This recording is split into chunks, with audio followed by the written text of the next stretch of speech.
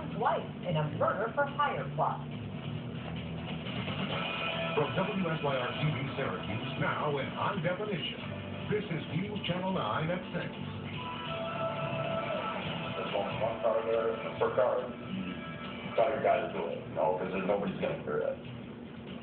A murder-for-hire plot foiled thanks to the help and honesty of one man. Good evening, everyone. I'm Terry Ratcher. And I'm Rod Wood. Clinton Hicks pleaded guilty this week to hiring another Fulton man to kill his wife. That man, William Scruton, went to police with the details. With Hicks now behind bars, he sat down with News Channel 9's Jeff Kulakowski to talk about this frightening plan. Jeff is in now. Jeff, why did Hicks go to him in the first place? Yeah, that's a question I've gotten a lot today. Scruton had done some work, it turns out, at Hicks' house a few years back, and he says Hicks, who was going through a nasty divorce at the time, called him for this job under the guise of more construction. Except when they met, Scruton says the two talked about a lot more than a house project. But, I said, he says, but I have another job. And I said, what's that? He says, I want somebody to put a hammer in my wife's head. Scruton says Hicks laid out an elaborate plan, including how he would hide money in his Fulton house to help pay for the job.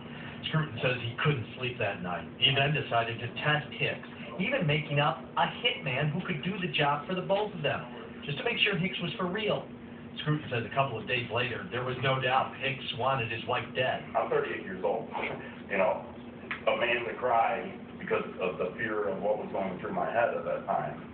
It's just like, you don't even know the feeling. Scruton went to the police, who eventually convinced him to wear a wire to record details of the plot. A lot of things were said, and I said, how do you want her done? How do you want my guy to do it? Because at first, remember, it was a hammer.